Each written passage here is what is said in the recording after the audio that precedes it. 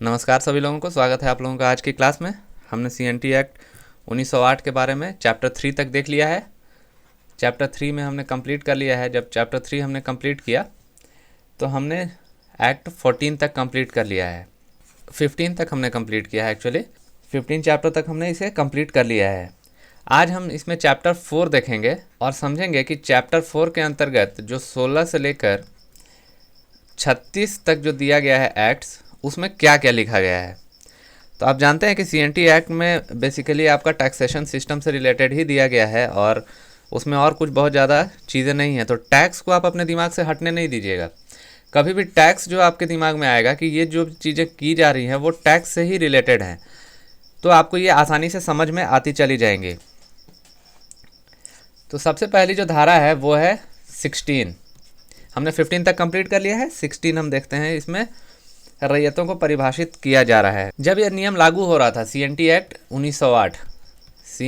1908 जब लागू हो रहा था, तब क्या आप एक सिचुएशन का इमेजिनेशन कीजिए, एक सिचुएशन को समझिए कि मान लीजिए कोई एक ज़मीन है। ये वाली जो ज़मीन है, ये ज़मीन आपको दिखाई दे रहा है। अब इस ज़मीन में क्या हुआ, इसमें इस लड़की का अधिकार हो। ये जो लड़की है यहाँ पर, इसका इसमें अधिकार हो इस ज़मीन में। अब ये जो ज़मीन है, लेकिन इसमें क्या हो रहा है, एक समस्या आ रही है कि इसमें 12 साल से खेती नहीं हुआ है। 12 ईयर से इसमें खेती नहीं की है ये लड़की जो है, ये 12 साल से इसमें खेती भी नहीं की है, ना ही इस पर इसने कोई ऐसा बोला है कि नहीं इस पर हम बाउंड्री करके इसको धारण करके रखेंगे, मतलब ये मेरे पास रहेगा, ऐसा कुछ बोला नहीं है इसने। लेकिन फिर भी जब ये सीएनटी एक्ट 1908 लागू होगा कि तो चूँकि इस पर इसका अधिकार पहले से था, अधिभोग का अधिकार था। मैंने पहले जो वीडियोस हैं उसमें बताया है कि इस पर इसके जो रेवेन्यूज़ हैं उसको इसका इस्तेमाल करने का इसके पास पावर था। वो अपना जो इसका रेवेन्यू था उसका यूज़ करती थी, उसका भोग करती थी। तो सीएनटी एक्ट लागू होने के बाद भी, सीएनटी एक्ट 1908 लागू होने के बाद भी इस पर उसका अधिकार बना रहेगा।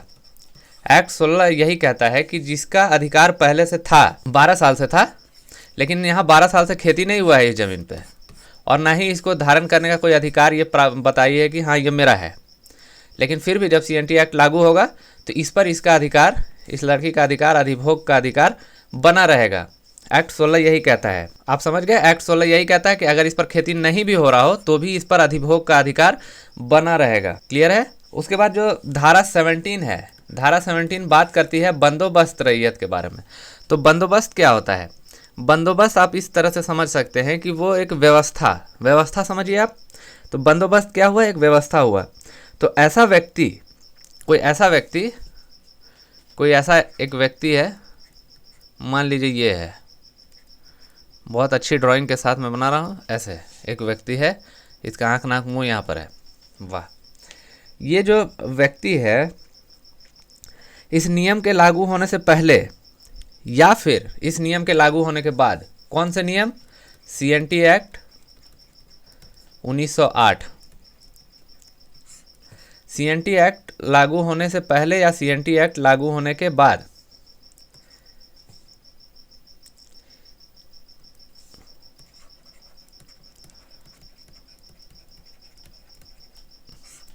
इस जो ये जो नियम है सीएनटी एक्ट 1908, ये लागू होने से पहले या फिर लागू होने के बाद ऐसा करे कि इस गांव में कोई भी जो भूमि है, मान लीजिए कि ये ही बड़ा सा ज़मीन है, इस गांव में यही एक ज़मीन है। इस ज़मीन को पूर्ण रूप से या बहुत छोटा सा टुकड़ा पट्टे पर ले या रैयत के रूप में लगातार 12 वर्षों की अवधि तक वो वहाँ पर खेती करे, वो रहे, 12 वर्षों की अवधि तक वो रहे, तो उस गांव में उसे बंदोबस्त रैयत समझा जाएगा। इसको बहुत ही आसान भाषा में हम समझते हैं। मान लीजिए कि ये ज़मीन है, यहाँ से यहाँ तक आपको ज़मीन दिख रहा है, ये वाला इतना बड़ा ज़मीन दिख रहा है। मान लीजिए पूरे गांव में इतना ही बड़ा ज़मीन है। अब इतना सा एरिया में ये वाला आदमी जो यहाँ पर है, ये वाला जो आदमी है, ये आदमी इतना सा ज़मीन में क्या करता है कि इसको एक्ट लागू होने से पहले या एक्ट लागू होने से बाद यहाँ पर 12 वर्ष तक रहता है। 12 वर्ष तक या तो खेती करता है या रहता है, जैसे भी करता है, या कब्जा करके ही रहता है एक तरह से मान लीजिए ये, या फिर रैयत के रूप में भी धारण करता है। रैयत आपको समझाया था कि रैयत क्या होता है, तो रैयत के रूप में भी अगर इस ज़मीन को धारण किया है तो उसको बंदोबस्त रैयत के रूप में कहा जाएगा। आप अभी भी देखते हैं बंदोबस्ती होता है, तो मान के चलिए कि ये ज़मीन है, तो पहले तो सारी ज़मीन ज़मींदारों की थी। ज़मींदारी जब वेस्ट हो गई तो मान के चलिए कि इस एरिया में कोई आदमी यहाँ पे घर बना के रह रहा था, उसका ये सामने वाला एरिया में उसका खेती होता था, लेकिन वो क्या हुआ कि इसके पास इसका पेपर ही नहीं है, ये ज़मीन किसकी है इसे पता नहीं है। तो क्या किया जाता है, इस ज़मीन को इसके नाम से बंदोबस्त कर दिया जाता है, इसी को दे दिया जाता है, बोला जाता है ठीक है ये आप ही का ज़मीन है। तो ये जो आदमी है इसको बंदोबस्त रैयत बोल दिया जाता है, और इसको जो ज़मीन दी जाती है उसको बंदोबस्ती वाली ज़मीन बोली जाती है। उसको उसकी रैयती ज़मीन नहीं कही जाती, मतलब उसको एंसेस्ट्रल प्रॉपर्टी नहीं कही जाती, कि उसने एंसेस्ट्रल में उसको रूप में धारण नहीं किया है, उसको विरासत में ये ज़मीन नहीं मिली है। उसको चूँकि उसका कब्जा था, चूँकि उसमें उसने खेती कर रहा था, चूँकि वो 12 साल से वहाँ पर रह रहा था, इसलिए उस ज़मीन को उसे ही दे दिया गया। तो ऐसे रैयत को क्या रैयत समझा जाएगा, बंदोबस्त रैयत। तो धारा 17 बंदोबस्त रैयत के बारे में बात करता है,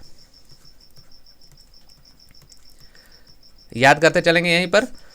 धारा 17 बंदोबस्त रैयत के बारे में बात करता है कि अगर एक्ट लागू होने से पहले या एक्ट लागू होने से बाद कोई भी एक टुकड़ा ज़मीन को, जो गांव का एक टुकड़ा ज़मीन हो, उस पर या तो 12 साल से उसे क्या करे, लगातार 12 सालों तक उसको धारण किए रहे, उसको पट्टे के रूप में। पट्टा का मतलब हो गया कि बेच दिया है अगर कोई उसको, कि बोला गया कि ये टुकड़ा आपका हुआ जाइए, तो वैसे में भी अगर उसको धारण किया है, उसको रखा है अपने पास, तो उसको क्या कहा जाएगा, उस गांव का बंदोबस्त रैयत कहा जाएगा, क्योंकि उस ज़मीन को उसको दिया गया, वो ज़मीन उसकी एंसेस्ट्रल प्रॉपर्टी नहीं है, उसको विरासत में नहीं मिली है, या फिर उसको उसकी ज़मींदारी या किसी अन्य माध्यम से नहीं मिली है। उसको क्यों मिल गई, क्योंकि 12 साल से उसको उस ज़मीन पर कब्जा था, वहाँ पे रहता था, उसको धारण किए हुए था, उस पर खेती करता था। ये आपको क्लियर हो गया।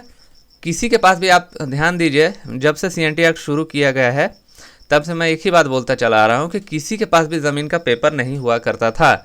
ज़मीन का पेपर बनाने का जो विवाद शुरू हुआ है वो 1869 से शुरू हुआ है, जब CNT एक्ट 1869 जब पहली बार ज़मीन को उसने रजिस्टर करना शुरू किया था।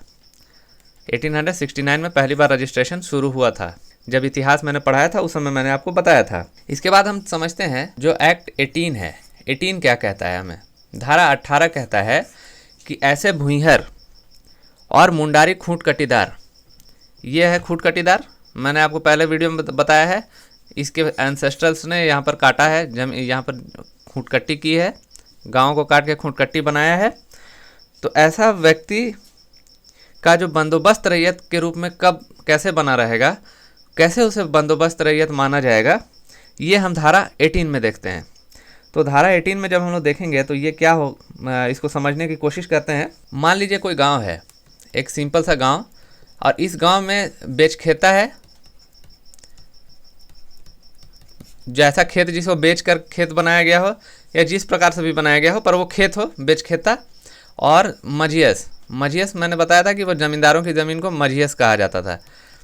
तो मझियस या फिर बेचखेता, ये इस तरह की ज़मीन से अलग कोई ज़मीन धारण करता हो। मान लीजिए ये ज़मीन, ऐसा कोई ज़मीन धारण करता हो जिसका पेपर 1869 CNT एक्ट 1869 के अंतर्गत तैयार किया गया हो, और जो रजिस्टर उस समय बनाया गया था उस रजिस्टर में उसको एंट्री कर दिया हो। और सबसे बड़ी चीज़ है जो 12 वर्ष आप याद रखेंगे, 12 वर्ष में ही आपको ज़मीन दी जाएगी।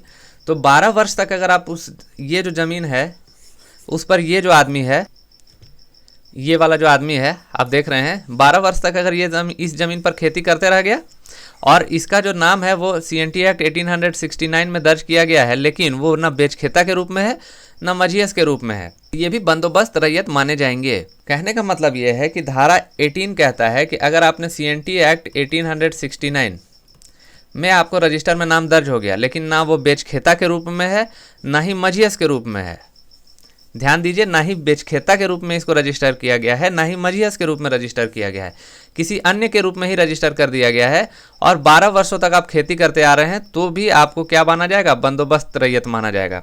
ये मामला भूइंहारों और खूंटकट्टीदार यानी मुंडारी खूंटकट्टीदारों के विषय में है। उनको बंदोबस्त रैयत कब माना जाएगा? तो धारा 18 ये बताता है कि मुंडारी खूंटकट्टीदार को कब बंदोबस्त रैयत माना जाएगा। यह एक्ट उसके बारे में बात करता है। तो 18 धारा 18 में ये कहता है कि कोई भी गांव ऐसी भूमि जो मुंडारी खूंटकट्टीदार काश्तकारी नियम का भाग ना हो और इस अधिनियम अथवा इस अधिनियम के प्रारंभ के पूर्व किसी विधि से मुंडारी खूंटकट्टीदारी काश्तकारी की प्रविष्टि कर दी गई हो और लगातार 12 वर्षों तक भूमि धारण करते रहे हो, तो इसके अंतर्गत उनको बंदोबस्त रैयत समझा जाएगा। तो धारा 18 बहुत सिंपल है, यही समझिए कि मुंडारी खूंटकट्टीदार में अगर खूंटकट्टी ज़मीन में नहीं इसका रजिस्ट्रेशन किया गया और इसको ऐसे ही कुछ अलग रजिस्ट्रेशन कर दिया गया और ये 12 वर्ष से खेती करते आ रहा है, तो इस एक्ट के लागू होते ही इसको क्या बोल दिया जाएगा? बंदोबस्त रैयत बोल दिया जाएगा। क्लियर है? अब हम चलते हैं धारा 19 की ओर। धारा 19 क्या कहता है कि वैसा व्यक्ति जो धारा 17 और 18 आप देख लिए। 17 में क्या था? रिवाइज कीजिए। 17 में बंदोबस्त रैयत की बात की गई थी, जो कि 12 साल से किसी पट्टे पर कब्जा किए हुए था, उस पर खेती करता था और रहता था। और धारा 18 क्या बोलता है कि मुंडारी खूंटकट्टीदार लोग को कब बंदोबस्त रैयत बोला जाएगा? जब उन लोग 12 साल से वहाँ पर खेती कर रहा हो किसी एरिया में, और क्या हो, उसका प्रविष्टि जो CNT एक्ट 1869 में किसी अन्य रूप में कर दी गई हो, मझियस या फिर बेचखेता से अलग। तो वैसे लोगों का 19 एक्ट में, एक्ट नंबर 19 में उसके बारे में क्या कहा जाता है कि वैसा व्यक्ति जो धारा 17 और 18 के अंतर्गत किसी गांव का बंदोबस्त रैयत हो। बंदोबस्त रैयत ये सब होगा 17 और 18 के तहत। तो गांव में उसके द्वारा रैयत के रूप में धारित सभी भूमि में अधिभोगाधिकार होगा। तो इन लोग के पास जो जमीन रहेगा, जो जमीन बंदोबस्ती के रूप में इन लोगों को मिला, बंदोबस्त रैयत ये लोग बना, तो उस जमीन का अधिभोग का अधिकार इन लोग के पास रहेगा, उसको नहीं छीना जाएगा। अधिभोग का जो अधिकार है मतलब उसका जो है, जो भी प्रिविलेज है उसको इस्तेमाल करना। तो उसके अगर हम किसी और को नीचे भी दे देते हैं खेती करने के लिए, तो उससे अगर हम लोग कुछ पैसा लेते हैं तो वो पैसा भी हम उसका इस्तेमाल कर सकते हैं। तो इस तरह से उसको अधिभोग को आप समझिए। तो एक्ट 19 आपका क्या कहता है कि 17 और 18 के तहत जो बंदोबस्ती के साथ उन लोगों को ज़मीन दिया गया है, जैसे मुंडारी खूंटकट्टीदार और कोई और व्यक्ति को, तो उसके पास उस ज़मीन का अधिभोग का अधिकार रहेगा। उसके बाद धारा 20 की तरफ चलते हैं। धारा 20 कहता है कि किसी अधिभोग जोत का भूस्वामी रैयत के संपूर्ण हित अंतरण में अधिभोगाधिकार के अर्जन पर प्रतिकूल प्रभाव नहीं पड़ेगा। मतलब जो ज़मीन है, ये ज़मीन तो आपका भूस्वामी कोई अलग ही है, जो ज़मींदार है उस समय उसका ज़मीन हुआ करता है। तो ये जो ज़मीन है क्या होगा कि इसका कोई भी हित, इस ज़मीन का हित मतलब इस ज़मीन से जितनी भी टैक्स कलेक्शन होनी है वो अगर भूस्वामी ले रहा है, भूस्वामी अगर इसका टैक्स कलेक्ट कर रहा है, भूस्वामी इससे पैसा ले रहा है, भूस्वामी इसका प्रोड्यूस का भी टैक्स ले रहा है, लेकिन अगर ये जो इस आदमी का जो ये ज़मीन है, तो इस ज़मीन का जो आदमी है अगर ये इसका भोग करना चाहता है, और वो कैसे करेगा? मान के चलिए इसको लीज पे दे सकता है, मान के चलिए कि इस पर जो खेती है उस पर ये भी टैक्स लगा के और तब फिर ऊपर वाला को टैक्स देगा। तो इसके जो अधिभोग का जो अधिकार है वो आप नहीं छीन सकते। तो धारा 20 कहता है कि अगर आपका जो जितना भी इंटरेस्ट है अगर भूस्वामी में अगर आप वेस्ट कर देते हैं, भूस्वामी को भी दे देते हैं, फिर भी इस जो नीचे वाला आदमी है उसको अधिभोग का अधिकार सुरक्षित रहेगा। क्लियर है? उसके बाद है धारा 21। जो धारा इंपॉर्टेंट है उसको ही सिर्फ याद करना है, आपको पूरे धाराओं को याद नहीं करना है। अभी मैं पूरे धारा इसलिए बता रहा हूँ क्योंकि आप समझ जाएं कि ये जो प्रावधान किए गए हैं वो किस तरह से किए गए हैं। आप देखिए जो प्रॉब्लम्स था, जब मैंने सबसे पहला वीडियो बनाया था कि ऐसा ऐसा हुआ तो ऐसा प्रॉब्लम आ गया, सिर्फ ज़मीन साफ़ किया गया था, बाद में लोग आने लगे और ऐसा ऐसा चीज़ होने लगा। तो ये देखिए जितना भी प्रॉब्लम आ रहा था उसका सॉल्यूशन दिया गया है इसमें। कि मान लीजिए कि अगर बंदोबस्त, अब जैसे धारा 17 और 18 में बताया गया कि बंदोबस्त रैयत बनाया जाएगा, तो बंदोबस्त बनाया जाएगा। तो ये जो बेचारा आदमी है इस कोना में रहता था घर बना के, छोटा सा यहाँ झोपड़ी बना के रहता था, और उसके घर के सामने इतना बड़ा ज़मीन था। अब उस पर वो खेती करते चला आ रहा है। लेकिन 1908 में इसका जो पूरा परिवार यहाँ खेती करता था। अब 1908 में CNT जब लागू हो गया तो ये कहाँ जाएगा? तो इसको बंदोबस्त रैयत बना दिया जाएगा, क्योंकि ये 12 साल से यहाँ पर खेती कर रहा है, तो इसको बंदोबस्त रैयत बना दिया गया। समझे? तो ये जो CNT एक्ट लागू किया गया है, तो इसके प्रावधानों को हम इसलिए पढ़ रहे हैं क्योंकि इसमें हर प्रावधान में हर तरह का सॉल्यूशन दिया गया है कि अगर कोई प्रॉब्लम अराइज होगा तो उसका सॉल्यूशन किस प्रकार से किया जाएगा। क्वेश्चन आपका प्रॉब्लम से पूछा जाएगा कि अगर ऐसा होता है तो इसका सॉल्यूशन क्या है। कहने का मतलब, अगर किसी व्यक्ति को धारा 17 और 18 के तहत अगर बंदोबस्त रैयत मान लिया गया तो क्या उसे अधिभोग करने का अधिकार है? तो इनमें से आपका कौन सा आंसर सही है, ऐसा पूछा जाएगा। तो हम उसमें अच्छी तरह से जानते हैं कि जो हमारा एक्ट 19 है वो क्या कहता है कि अगर धारा 17 और 18 के तहत उसको बंदोबस्त रैयत माना भी गया है तो उसको अधिभोग का जो अधिकार है, उस ज़मीन के जो इंटरेस्ट हैं, उस ज़मीन के जो भी उससे जो आने वाला अर्थ उपार्जन है, उसको भोग करने का अधिकार है। सीधी बात है। तो आपसे जो क्वेश्चन पूछा जाएगा वो इसी तरह से पूछा जाएगा। आपसे ऐसा नहीं पूछा जाएगा कि धारा 19 में क्या लिखा गया है। तो आप प्रावधानों को अच्छे से ध्यान से उसको समझते चलिए। अब हम धारा 21 समझेंगे। धारा 20 तक हमने समझ लिया है, धारा 21 समझते हैं।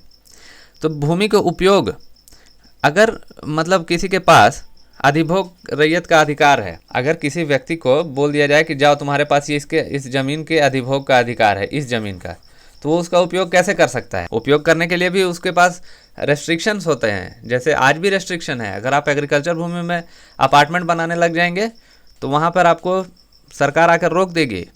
अगर आप जो जैसे ज़मीन का जो टाइप्स है, मान लीजिए कि गोचर भूमि मतलब गाय चराने वाली भूमि में अगर आप चाहेंगे कि वहाँ पर बिल्डिंग बनाने लग जाएं तो आपको सरकार आके रोक देगी, आपको नहीं करने देगी। उसी तरह से तो आपके पास क्या क्या अधिकार हैं? अगर आप अधिभोगी रैयत हैं तो आपको अधिकार दिए जाएंगे कि आप क्या क्या कर सकते हैं। तो सबसे पहली बात है कि अगर सबसे पहला जो प्रावधान है 21 में कि अगर कोई रैयत अपनी अधिकारित भूमि को स्थानीय रीति के माध्यम से काश्तकारी के लिए उपयोग में ला सकता है। अगर वो अधिभोगी रैयत है, उसके पास ये ज़मीन है, ये एक व्यक्ति है जिसके पास ये वाला ज़मीन का टुकड़ा है और ये वाले ज़मीन पे इस पर रैयती अधिकार है। इसका इस ज़मीन का ये रैयत है। रैयत क्या है? इसके बाद ये भूस्वामी को टैक्स देता है। और भूस्वामी भी जो है वो एक तरह से रैयत हुआ करते थे। उनके पास ये पावर था। जो ज़मींदार थे वो ज़मीन के मालिक हुआ करते थे और रैयत ज़मीन के मालिकों को टैक्स दिया करते थे। तो मान लीजिए कि ये अधिभोगी रैयत है, ये व्यक्ति अधिभोगी रैयत है और इसके पास ये ज़मीन है। तो इसके पास क्या अधिकार है कि ये काश्तकारी के लिए इसको यूज़ में दे सकता है। काश्तकारी के लिए यूज़ में दे सकता है मतलब मान लीजिए कि यहाँ पे कुछ लोग हैं, 5 लोग, और ये लोग बोले कि चलिए हम लोग यहाँ पे मिल के खेती करेंगे, जो रेवेन्यू आएगा उससे हम आपको रेंट देंगे, हम आपके काश्तकार बनना चाहते हैं। तो ऐसा ये करने के लिए अलाउ कर सकता है। 21 क्या कहता है कि अगर आप इस आदमी के पास ज़मीन है, ये अधिभोगी रैयत है, तो ये काश्तकारी के लिए ज़मीन को दे सकता है। मतलब इस ज़मीन को किसी को खेती करने के लिए दे सकता है, तो वहाँ पर मान के चलिए कि गाय बैल चराने के लिए दे सकता है और उससे वो रेंट ले लेगा। तो स्थानीय रूप से वो काश्तकारी के लिए अपनी ज़मीन को दे सकता है। उसके बाद दूसरा जो प्रावधान है, इसी में 21 का एक और प्रावधान है। 21 में जो प्रावधान कहा जाता है वो है कि कृषि के लिए खपड़ों और ईंटों के निर्माण के लिए, घरेलू कृषि के लिए, मत्स्य पालन के लिए, बांध आदि के निर्माण के लिए या कुटीर उद्योग लगाने के लिए, भवन बनाने के संदर्भ में इस ज़मीन का उपयोग वो कर सकता है। तो छोटा छोटा इंडस्ट्रीज़ भी उसमें लगा सकता है। जो स्थानीय रूप से उस समय जो इंडस्ट्रीज़ अवेलेबल होंगे उसको वो लगा सकता है, यूज़ कर सकता है। ये आप समझ गए। स्थानीय रूप से मान लीजिए उस समय तो खपड़ा ही बनता था 1908 में, तो खपड़ा बनेगा। अगर ईंटा छोटा छोटा बनता होगा, कच्चा ईंटा, तो कच्चा ईंटा का भी वो बना सकता है। तो ये चीज़ वो कर सकता है, इसमें कोई दिक्कत नहीं है। धारा 21 आप क्लियर हो गया। धारा 22 हम समझते हैं। धारा 22 में क्या बोलता है? धारा 22 बोलता है बेदखली के बारे में। किस चीज़ से बेदखली? अगर कोई अधिभोगी रैयत अपने जोत में उस दौरान के सामाजिक रीति से कृषि करते आया हो और उसे किसी विनिर्दिष्ट आधारों के सिवा बेदखल नहीं किया जा सकता। मतलब है कि बेदखल आप कब कर ही नहीं सकते अगर इस ज़मीन पर उस जगह के रीति रिवाजों से, जो उस गांव के रीति रिवाज हैं। असली तो विवाद इसीलिए होता था कि ज़मीन के जो रीति रिवाज हैं उससे ही लोग भटक जा रहे थे, उस ज़मीन का टाइप ही बदल दे रहे थे। जो लोग उसमें मान के चले कि बांस की खेती करते थे, आए उधर से तो बिल्डिंग बनाना शुरू कर दिए, वहाँ पे क्वार्टर्स बनाना शुरू कर दिए, रेलवे का ट्रैक्स पार करना शुरू कर दिए, तो विवाद होता था। लेकिन आप बेदखल किसी अधिभोगी रैयत को तब तक नहीं कर सकते जब तक कि वो स्थानीय रीति रिवाज से सब सारा चीज़ कर रहा है। अगर स्थानीय रीति रिवाज से बदल गया तो फिर उसके लिए भी कुछ आधार बनाए गए हैं कि कब उसको बेदखल किया जा सकता है। तो 22 बेदखली के बारे में बात करता है कि स्थानीय रीति रिवाजों से अगर खेती हो रही है तो फिर उसका इस्तेमाल हो रहा है तो कोई तरह से बेदखल नहीं किया जा सकता। उसके बाद धारा 23 में आएंगे। धारा 23 को समझने का कोशिश करते हैं कि अधिभोग जोतों के कतिपय अंतरणों का रजिस्ट्रीकरण। अगर मान लीजिए किसी के पास ज़मीन था, ये आदमी है, अब ये क्या किया, या तो बेच दिया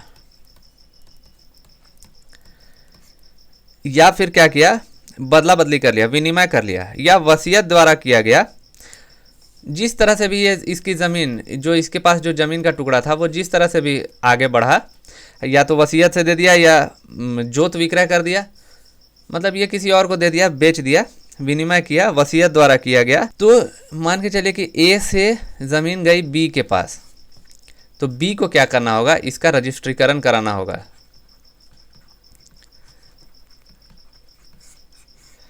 अभी के प्रसंग में आप देखेंगे तो अगर आप ज़मीन लेते हैं तो आपको एकदम अनिवार्य रूप से रजिस्ट्री करानी है।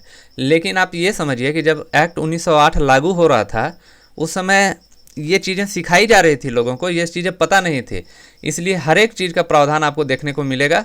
हर एक चीज़ आपको यहाँ पर समझाया जाएगा कि अगर ज़मीन को आप यहाँ से वहाँ दे देते हैं, विक्रय करते हैं, अगर बदला बदली भी कर लेते हैं, विनिमय कर लेते हैं, वसीयत के द्वारा भी किसी को देते हैं, तो वो क्या किया जाएगा, उसका रजिस्ट्रीकरण किया जाएगा। तो 1908 में CNT एक्ट 1908 जब लागू किया गया उस समय लोगों को ये बताया जा रहा था कि भाई इस तरह से ज़मीन को आप इस्तेमाल कर सकते हैं, इस तरह से ज़मीन का उपयोग कर सकते हैं। तो हर एक चीज़ का प्रावधान आपको यहाँ पर देखने को मिलेगा। उसके बाद आप देखेंगे कि धारा 24 से लेकर 36 तक, इसमें बहुत ज़्यादा कुछ नहीं है, इसमें सीधा सीधा बात है कि कैसे कैसे लगान का निर्धारण किया जाएगा, जोत का कैसे बंटवारा किया जाएगा, ज़मीन का कैसे लगान का निर्धारण होगा, लगान का वृद्धि कैसे होगा, वृद्धि या कमी कैसे होगा। तो ये सब आपका डीसी के परमिशन से होगा, जितना भी होगा वो सारा डीसी के परमिशन से होगा। कहने का मतलब अगर किसी को लगान कितना है, अगर लगान का निर्धारण करना है, लगान निर्धारण ये कौन करेंगे, डीसी करेंगे। लगान कम करना है, डीसी करेंगे। ज़मीन जैसे अगर मान लीजिए कि ये एरिया है, अगर इसका बंटवारा हो गया, ए से बी 4 हिस्सा में ये बंट गया, 1 2 3 4 हिस्सा में बंट गया, तो चारों का रजिस्ट्रीकरण भी, चारों के जो लगान होंगे ये करने के बाद, बंटवारा करने के बाद, ये कौन करेगा, डीसी करेंगे, ये करेंगे। तो सब कुछ डीसी करेंगे। तो सीधा बात ये समझिए कि यहाँ पर डीसी के पावर्स को डिफाइन कर दिया गया है धारा 24 से लेकर 36 में। ये बोल दिया गया है कि लगान बढ़ाना घटाना जो भी होगा वो डीसी के अधिकार का विषय इसे बता दिया गया है। रिवीजन कर लेते हैं कि हमने आज क्या क्या देखा। सबसे पहले जो हमने एक्ट देखा है वो आपका एक्ट 16 देखा है। हमने 16 से शुरू किया था, 16 से लेकर 36 तक। तो 16 हमने क्या किया था, अधिभोग रैयत के बारे में समझा था कि कौन होंगे अधिभोग रैयत, अधिभोगी रैयत।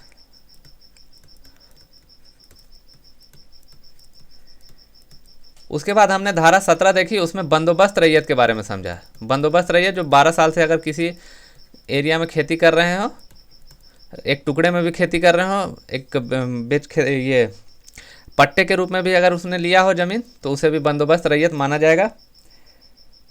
धारा 18 में हमने क्या, भूंइहर कौन थे, मैंने बार बार बता दिया है। भूंइहर वही व्यक्ति थे जिन्हें मानकी के बगल में राजाओं ने खड़ा किया था टैक्स कलेक्शन करने के लिए। तो भूंइहरों और मुंडारी खूटकटीदार,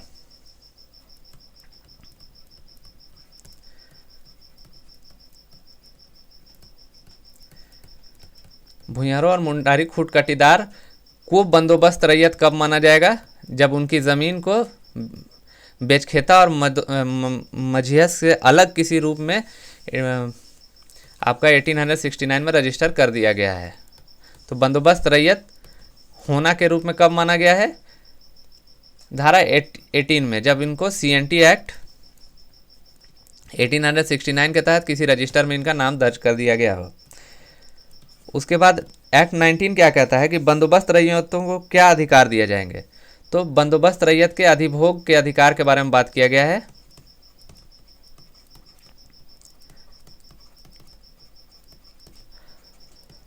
जितनी धाराएं इंपॉर्टेंट है मैं उन्हें ही पढ़ाऊंगा।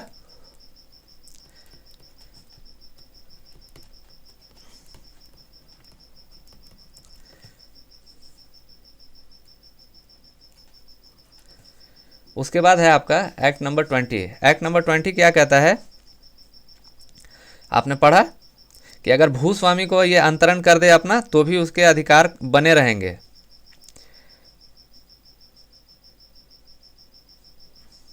ये आप समझ गए कि एक्ट नंबर 20 क्या कहता है कि अगर किसी अधिभोगी रैयत ने अपना पूरा इंटरेस्ट अगर इसको भी वेस्ट कर दिया हो, भूस्वामी को ही दे दिया हो, तब भी उसका अधिभोग का अधिकार बना रहना, अधिभोग का अधिकार बना रहेगा।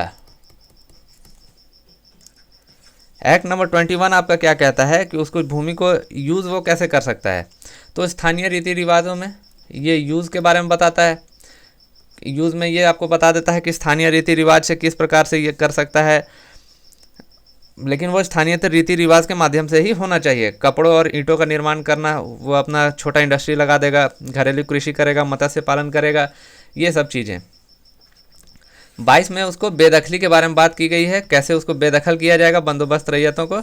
तो उसको बेदखल आप तब तक नहीं कर सकते जब तक वो सामाजिक रीति रिवाजों का पालन करते आ रहा हो, मतलब एकदम अलग ही काम करने लग जाए। जैसे आपको ए करना है आप जेड करने लग जाएं, एकदम पूरी तरह से ऑपोजिट अगर काम करने लग जाएंगे तब जाके आपको बेदखल करने की बात की जाएगी। ऐसे आप जनरली बेदखल नहीं होंगे। बात एक्ट नंबर 23 है कि अगर ये रजिस्ट्रीकरण की बात करता है,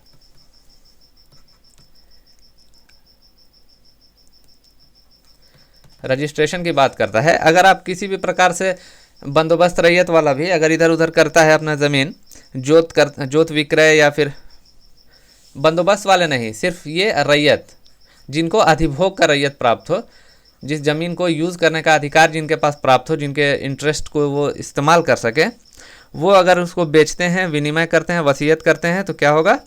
उसका रजिस्ट्रेशन, जैसे इसका टुकड़ा अगर हो रहा है तो ये सारे का रजिस्ट्रेशन कराना ज़रूरी है। और 24 से 36 क्या करता है? आपका डीसी के पावर को डिफाइन कर देता है कि बढ़ाना घटाना, रजिस्ट्रेशन कि अगर नहीं हो रहा है तो रजिस्ट्रेशन का कंप्लेन किसको करेंगे, एप्लीकेशन किसको देंगे, वृद्धि कैसे होगा लगान में, कमी कैसे होगा। अगर ये आदमी को लगता है कि हम नहीं ज़्यादा दे पाएंगे, इतना बड़ा ज़मीन ही है सर और इसमें 5,000 रुपया लगान मेरा फिक्स कर दिया गया है। जनरली इतना लगान नहीं होता है, 1-2 रुपया ही होता है, लेकिन मान के चलिए अगर 5,000 रुपये ज़मीन का लगान निर्धारित कर दिया गया है तो आदमी जाएगा बताएगा डीसी को कि नहीं सर मेरा बहुत छोटा सा ज़मीन है और यहाँ पर गलती से इतना ज़्यादा कर दिया गया है सर, थोड़ा सा कम कर दिया जाए। तो डीसी क्या करेंगे? डीसी वहाँ पर उसके रिक्वेस्ट को सुनेंगे और उसको कम करेंगे या बढ़ाएंगे या बनाए रखेंगे। तो ये डीसी का आपका सोल कंसर्न हो जाता है। तो 24 से 36 आपका डीसी का पावर को डिफाइन किया गया है। सो आज हमने एक्ट आपका 16 से लेकर 36 तक देख लिया है। So thank you for watching this class. उम्मीद करता हूँ कि आपको ये याद होते चला जाएगा और मैं आपको विश्वास दिलाता हूँ कि ये जो एक्ट्स आप पढ़ रहे हैं, अगर जिस रूप में मैं पढ़ा रहा हूँ अगर आपको याद होते चला गया, अगर आपको धाराएं याद नहीं करनी है, आपको प्रावधान याद करने हैं कि क्या क्या हो सकता है, अगर वो चीज़ें याद हो गई ना तो आप, मैं गारंटी करता हूँ कि जेपीएससी में आप सीएनटी से एक भी क्वेश्चन नहीं छोड़ेंगे और सबसे ज़्यादा स्कोरिंग यही आपको करके देगा, क्योंकि ये बहुत ही टेक्निकल सब्जेक्ट है। एप्लीकेशन आपको डीसी के पास देना है तो आपको डीसी के पास ही देना है, सिंपल सी बात है। अगर आपको लगान बढ़ाना घटाना जो भी करना है तो वो आपको क्या करना होगा, डीसी के पास आवेदन देना होगा। तो क्वेश्चन जब भी आएगा कि किसके पास आवेदन देना है तो डीसी। तो इस तरह से आपको प्रावधान याद करते चले जाना है। बंदोबस्त रैयत को क्या भगाया जा सकता है? अगर वो सिंपल आपका खेती कर रहा है आपके जो भी स्थानीय रीति रिवाज से है तो नहीं, हम उसे बेदखल नहीं कर सकते। इस तरह से आपको याद करना है, इस तरह से इसको समझना है। सो मिलते हैं हम लोग नेक्स्ट क्लास में, तब तक के लिए थैंक यू।